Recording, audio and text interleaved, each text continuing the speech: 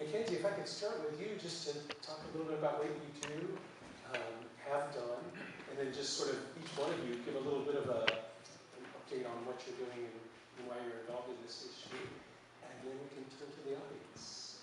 Thank you. Cool, yeah. My name is hi Thea. My name is Mackenzie. I am from Hawaii, and growing up in high school, we followed all of this very closely, so it's just kind of really cool to be here and to have my worlds collide and be sitting in between two Hawaii activists that are really inspiring to me. And I went to college and played on the beach volleyball team, and my coach here is also here, which is just Megan over here, so really awesome. And they were spraying glyphosate one day at our practice when we stepped on the court, and that triggered me and my teammate Bridget to start a campaign, well, first to get glyphosate banned, all herbicides banned from around the beach volleyball court, and then we started a campaign to ban herbicides at UC Berkeley. And since and we brought in Beyond Pesticides to come and train our groundskeepers on how to manage the landscape organically. And upon graduating, I didn't think I was going to continue this campaign, and sitting in the trial of Lee Johnson versus Monsanto, the groundskeeper that they talked about at the end, who happens to be here with us tonight, and I feel really lucky. So thank you for being here. I know that this is all very close to home for you. So thank you, Lee and Araceli, for being here. You're amazing. We love you so much. And so sitting in on his trial, I decided that I needed to expand the campaign. So I expanded it to all the UC campuses, and we got glyphosate banned from all the UCs temporarily, and we're hoping that on November 1st it's a permanent ban. And now I expanded this campaign nationwide, and it's a campaign, and I organize students to ban herbicides at schools. And we brought Lee Johnson to Hawaii, and we got, I'm sure you all will touch on this, but we got all herbicides banned from every public school in the state a few months ago.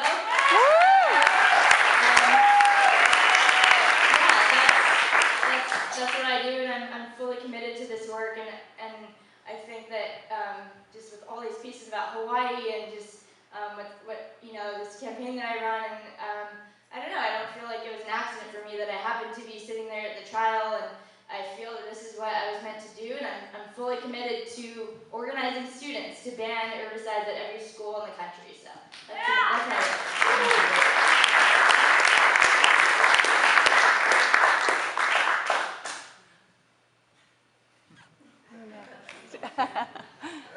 Sorry.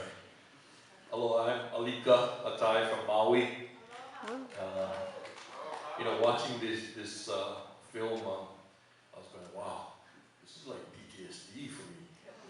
I mean, this is 5-6 years ago that we were deep in the trenches. If there's any employee of Monsanto amongst us, I've gotten accustomed to wherever I go, there are employees that work for Staus and Genta Monsanto. They all track us, and but it's part of the job of standing up. I want to say hello to the Johnsons. A lot of courage. Got to meet their family when they came out to Hawaii. Wow.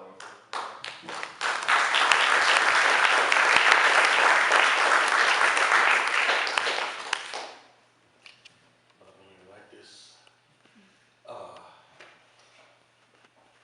Come a long ways from where we were in 2014, badly.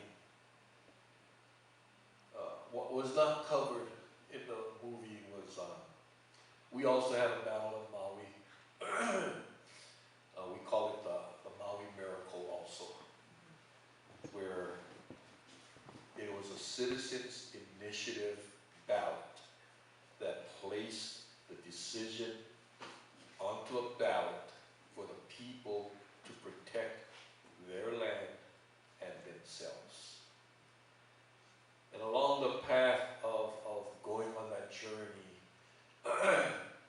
Monsanto spent what was recorded, close to $8 million to tell the people to vote no. And I would go village to village, island to island, convincing the public, the residents, of what the importance of their vote is. And if there's ever a time they needed to stand up to protect where they live, it was then. And I also told them that Monsanto spent $8 million, I didn't spend jack shit. To tell you, I'm telling you the truth. And so we, the people, were victorious in that election. And immediately, our own government sued us and joined with Monsanto. We went the whole route, Third Circuit Court, we went all the way up to the Ninth Circuit Court, as similar to Kauai's situation. And the results were twofold. Although I still wanted to pursue going to the Supreme Court, a lot of our people said we don't have enough money and we don't have enough time. They will win through attrition. So I said, okay, I'll put it on table, that issue, but the door is still open for us to take it up to the Supreme Court. But they interpreted this to me from the Ninth Circuit Court was that two rulings. The responsibility of pesticide use and control lies in the state governments. And so we need to, more importantly, as the message was said, we need to change out the politicians that are sitting in the state government, elect rightful people who care for the people to be sitting in those positions.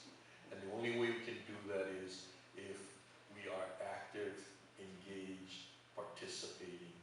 And everyone in Maui always hear me say this, that if we are not at the table, we will continue to be on their menu. So we are now actively engaged.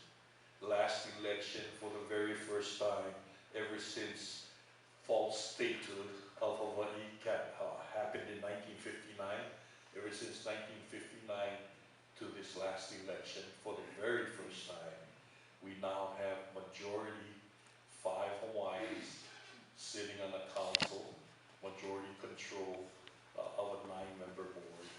And for the first time, we have 5 Aloha Aina, which are people who care for the land, sitting as county council members. So it starts on a local homeroom level, and then you gotta go to the state level, and then work to the federal level. The other thing that came from the Ninth Circuit Court was also saying that the local government, the county level, controls the land use designation.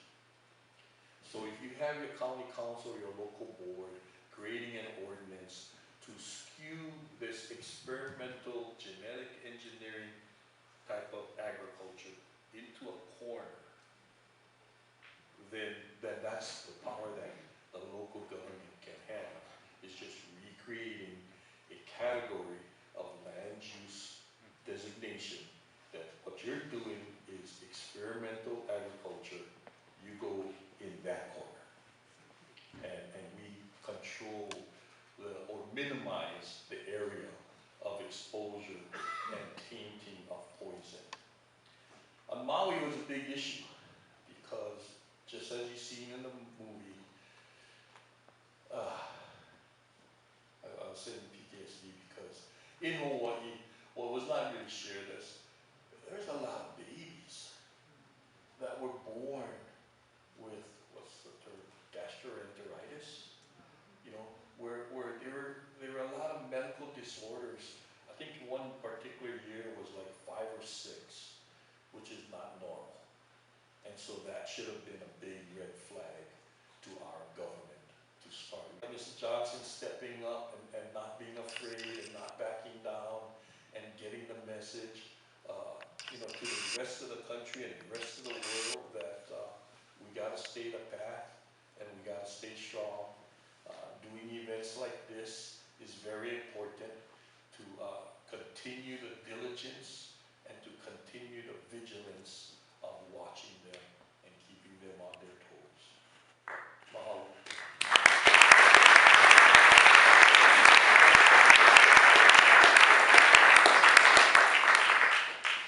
Kendra? I am Kendra Klein. I'm a staff scientist with Friends of the Earth. We've got an office across the bridge in Berkeley, and our headquarters is in DC, and we actually have sister organizations in 75 countries around the world. We're the largest nonprofit federation of environmental organizations in the world. And my small connection to Hawaii is I spent 5 summers working on organic farms on the Big Island and on Kauai. I came to work on pesticides initially because my mom had breast cancer when I was 2 and again when I was 20, and it really inspired me to follow a path of thinking about how really we are the environment. And Rachel Carson said in Silent Spring, we are part of the environment, and our war against nature with toxic pesticides is ultimately a war against ourselves. And I think so many people come to this work and to this fight because this is about our bodies and our children and our families and our health. And we really are the environment defending ourselves, right? Not people standing outside the environment defending it. I work primarily on pesticides, how we can reduce use of pesticides, but also how we can expand organic agriculture as a very real solution. And I think as we all continue these really difficult fights against an incredibly powerful industry, I find hope that we have a solution right here in our hands, and that is organic agriculture. And for anybody who doubts that USDA organic label, it's actually a very robust program. And so we work on expanding through government policy support, through market-based change, and also through storytelling and flipping the narrative that organic is elitist, and really helping people understand that this is a social justice issue, that everyone has the right to non-toxic food. And we need to begin thinking about organic as that social justice imperative that we all have a stake in fighting to expand, and that we need to shift the billions of dollars of federal policy support from pesticide-intensive agriculture to organic. And we did see some wins, some small wins like this, but hopeful wins in the last Farm Bill around organic, even in a really contentious Congress. So that my work is much more on the federal level, but I am so deeply inspired to be on the stage with these folks. So thanks so much for allowing me to be here.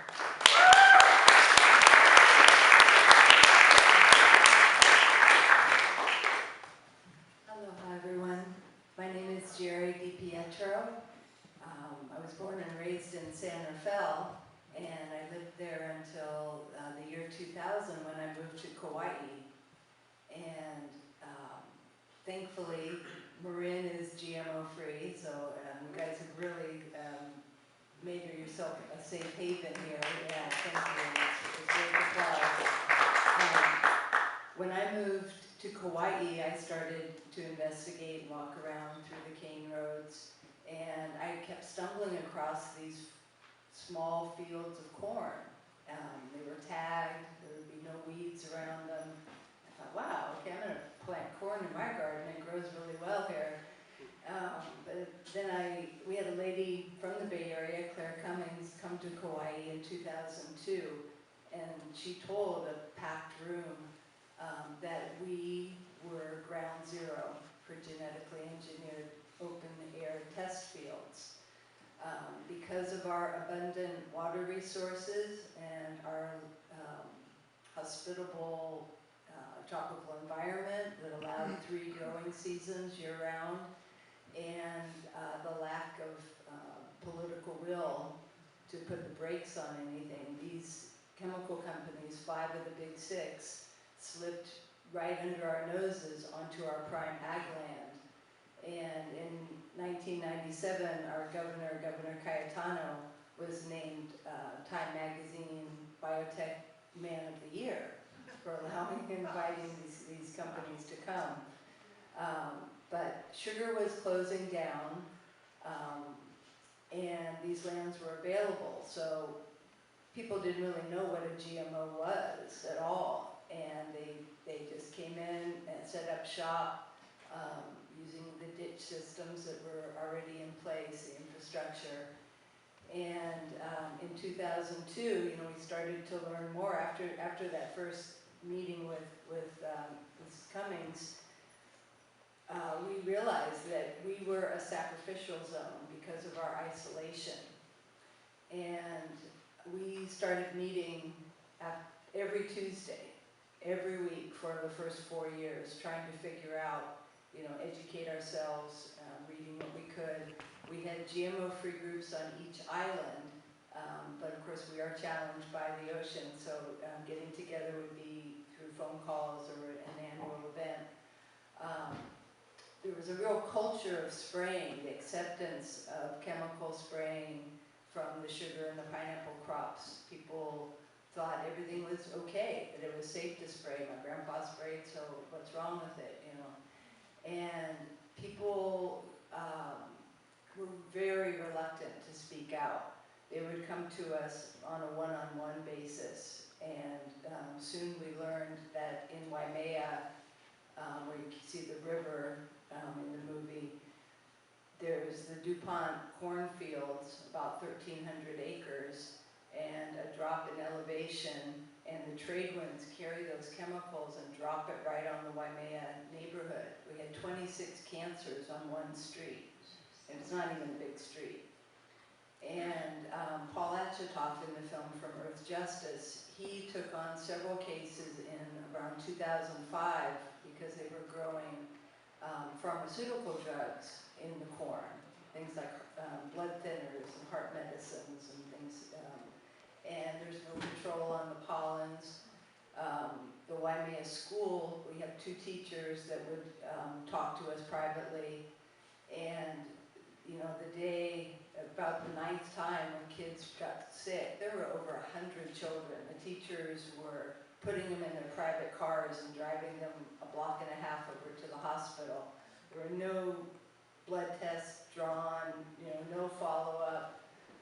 Even the principal of the school came to the county council, and she wasn't alarmed. It must have been stinkweed that made the kids sick. Or one kid, had a headache, and so the other kid said, I have a headache too, and we get to go home.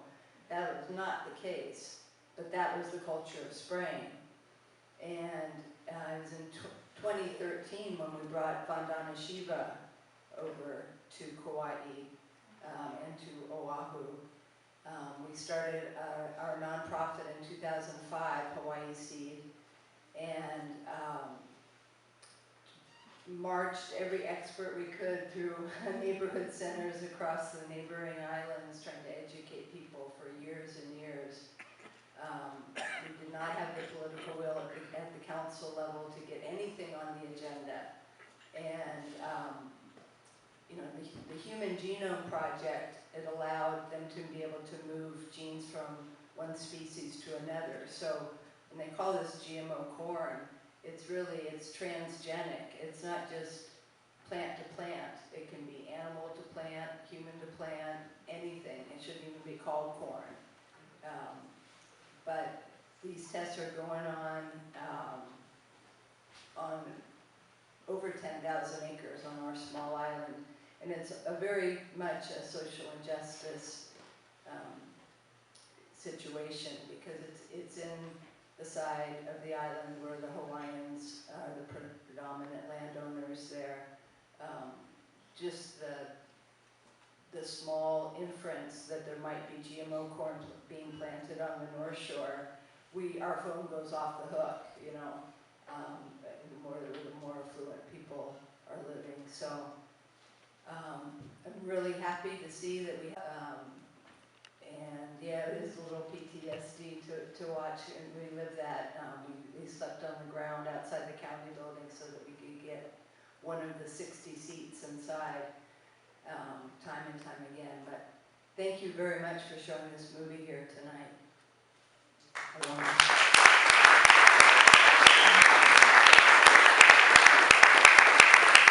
I can entertain a question from the audience if anyone has one, or a comment, insights. Sir.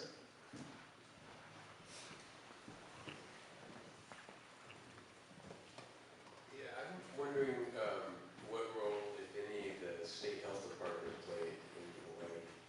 I know I used to work for the state health department here in California, and we were always in battle with the Department of Food and Agriculture around chemicals and pesticide use. Has the health department in Hawaii been active at all, or on your side? I think in the movie you saw Dr. Lauren Pang. He is the Department of Health for Hawaii, and he was a strong, great representative for the people. However, as we also know, you know, the political powers that were not aligned with the people, that was his uphill battle. It still is.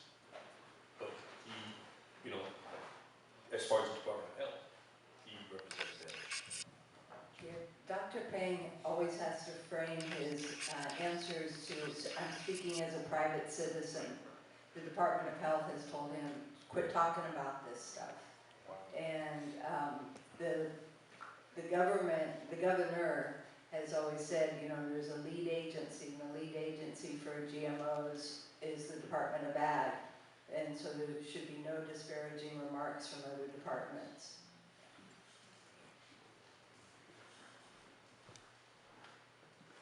So I'll just jump in on the Department of Health there. Do you guys know Roger Brewer there? Have you dealt with him at all? So Roger Brewer was one of the pioneers here in California in the water board here in developing environmental screening levels for water, air.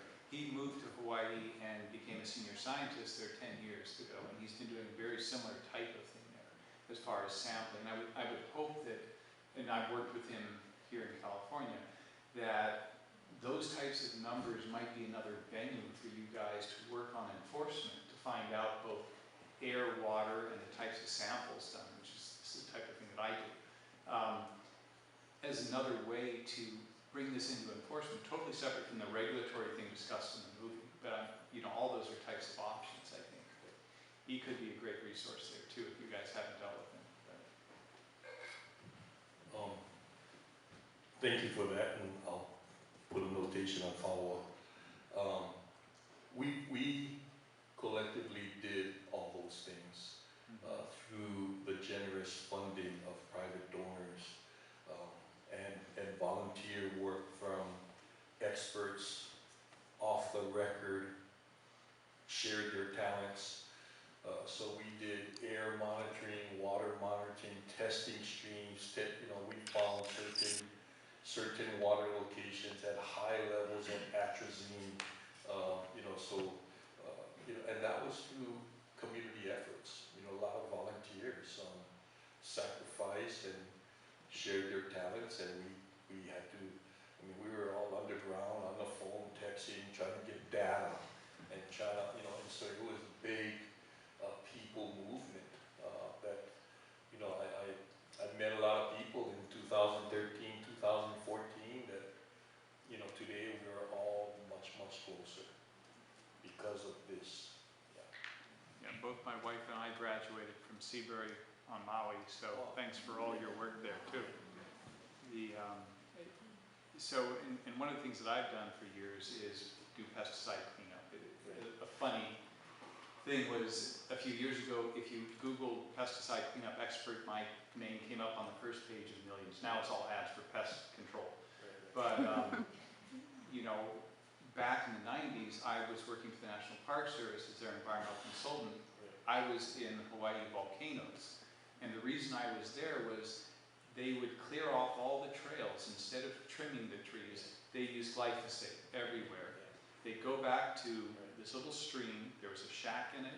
A pallet they laid out in the creek, and they would just rinse out all their life-to-save cans there.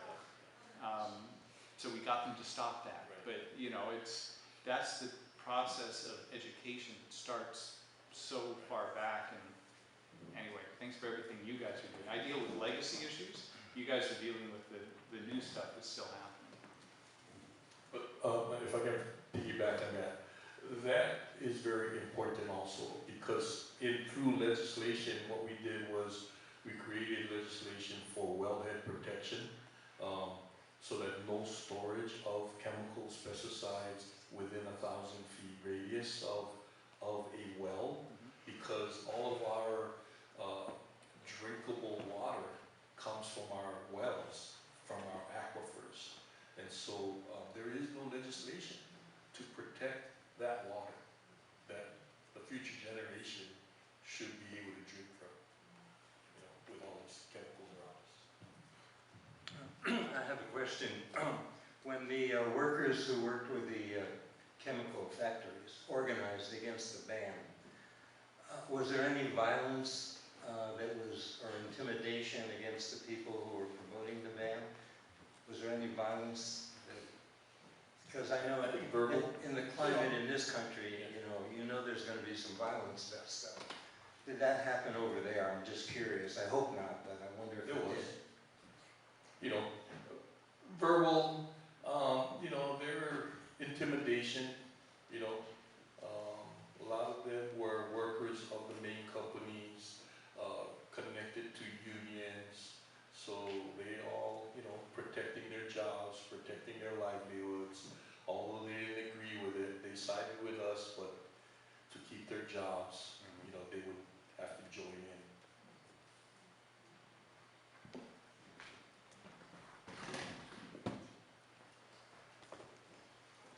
First of all, thanks so much all four of you for your hard work, and it's really inspiring, particularly to see you young guys who are so articulate and so passionate. It's really exciting to hear you all.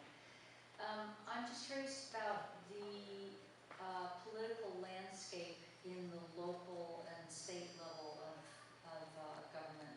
Does it look like things will be changing and you'll have less, that you'll be able to get a bit of a turnover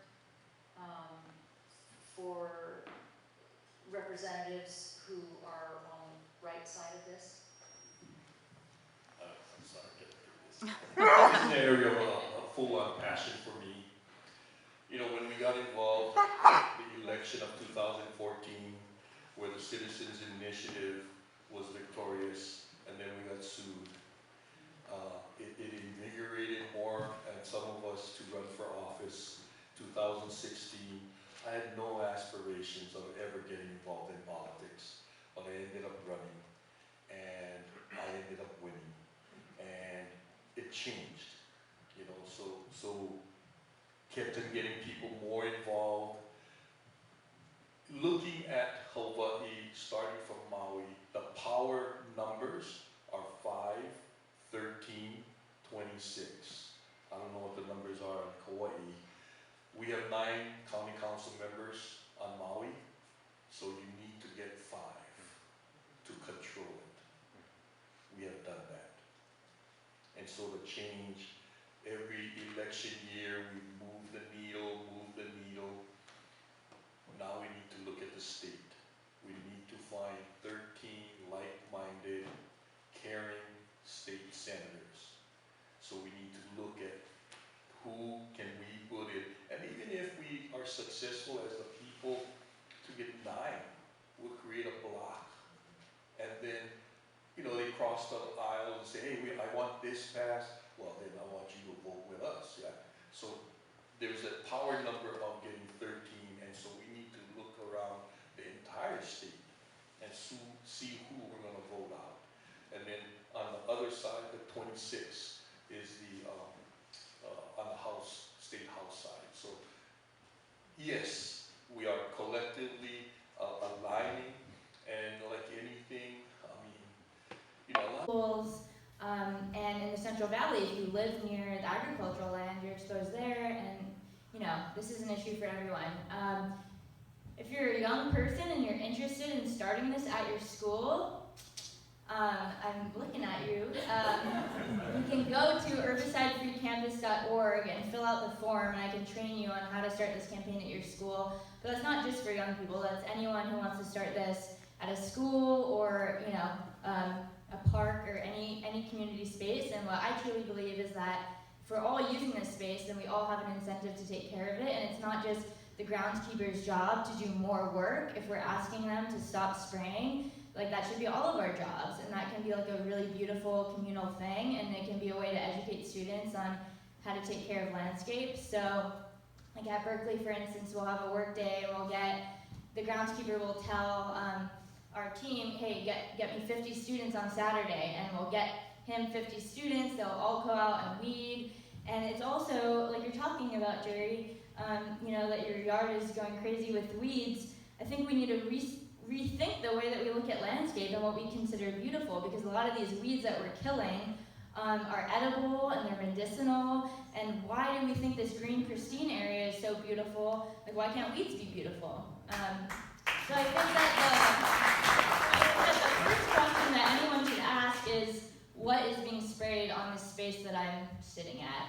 And you can ask if you see a groundskeeper nearby, or you might have to email like a department of wherever you are, but you just keep going and going and going, and you'll eventually figure it out. Or email me and I can help you figure it out. So yeah, that's my answer. Just kind of like thinking off the top of my head, if there's any young people interested in raising goats, we're looking at alternative solutions of how to take care of our weeds, especially along our highways or so on. So what they're trying to do is just, somebody got to run the herd of goats through, and then stop using chemical poison.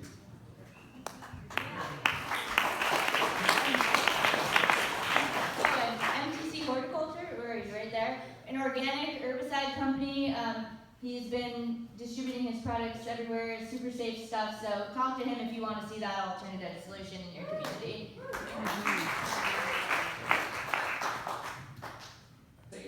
A global issue, especially on the environmental front as well as the wellness front. Why, in your opinion and your experience, do you think we're not seeing it when we're having these large national and global climate debates right now? So, I think it's looking at the fact that we're actually talking about climate in the presidential election right now is really, really exciting, because we haven't until this point. And I just having worked now for about 17 years in the field of toxics and pesticides, I've seen in the past couple of years that pesticides have absolutely come to the fore in the news. And I think that that's really encouraging. I think that in the early environmental movement, when Rachel Carson was writing in the 60s and the 70s, people were thinking about it. And I think that there's a moment where pesticides are getting their due attention. Well, I won't go that far.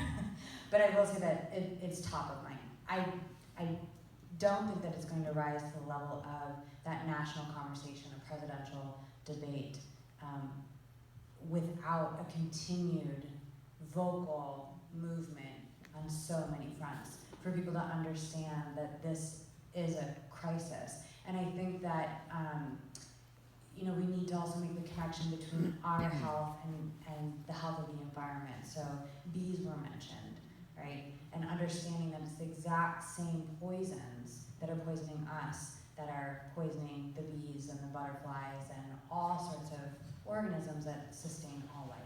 So there was a report that came out, a meta-analysis of loss of biodiversity, came out a couple months ago. The first attempt to try to quantify the loss of species across the planet. And it's in the millions. And the authors said that biodiversity loss is as much a global crisis as climate change. And I think that that's what it's going to take for people to understand that this is just as pressing, that this is about sustaining the life support system of the entire planet. And also really important to understand that idea that we need pesticides to feed a growing world population, right? That's the predominant talking point of the pesticide industry has been thoroughly debunked. That the UN has issued reports that the largest global assessment of the future of agriculture, this is like the IPCC of agriculture that nobody knows about, but 400 scientists came together to talk about how we're going to feed ourselves in the future. And the answer was we need to shift to ecological farming methods because we're cutting off the branch that we're sitting on. Pesticides are destroying the water, the soil, the pollinators, everything that we need to continue to feed ourselves. So that's a long answer that doesn't actually answer when is it going to be on the national stage in a really critical way. But I think that we're seeing more and more understanding and interest, and the more people who understand that they are a part of that fight, we'll get there. And the one other thing I'll say is that we also need to understand that this system of agriculture is very new, that this is really post-World War II, that it's this chemical intensive. And so as Rebecca Solnit, if any of you read her, and Hope in the Dark, said we need to take the long view of social change. And knowing that this is only a set of decades that we have been so entrenched and these companies have grown so powerful, helps me to think that, okay, in 5 decades, which is too short for all of us and our health and our lives, but that in a couple generations we could see really profound change. And I'd just like to add to that, the consumer movement and awareness, now that you see on TV so many products, using no GMO ingredients, whether it's dog food or yogurt or whatever, it's become a little more top of mind where before it just was not addressed at all. But the biggest challenge I think we have in this country is still the awareness. We have the president imposing tariffs on corn farmers, but they don't talk about those corn farmers have bought into the pesticide wheel of planting GMO seeds and having to repurchase their seeds year after year. The fires in the Amazon, they don't talk about that land, the intention being to clear it for the planting of genetically engineered soy. In places like Argentina and the Amazon. So there's a huge disconnect, and we just really all have to make it our mission to talk to each other and be educated and educate your family and your friends. And I would just add that, the question of whether or why isn't it as big of an issue as climate change, I don't think that people have made the connection that they're the same issue, that they're one and the same. And if we're degrading our soil by spraying a bunch of pesticides, we're not going to be able to sequester carbon back in the soil. But if we switch the way that we're managing our land and applying microbial life to the soil and making it healthy, we could sequester carbon. And these fertilizers and these pesticides that are applied to the grounds are going into our groundwater and going into the oceans and causing algae blooms, which is a huge impact of climate change. So I don't think that they're different issues at all, and I think that we just need to do more work to connect those, because I don't think that people have made that connection. And what Kendra said about the bees, if we don't have bees, we don't have food. And our industrial agriculture system is one of the main contributors to climate change, and regenerative agriculture is one of the main solutions, one of the only ways to put carbon back in the soil. So we just need to do more work to connect those dots.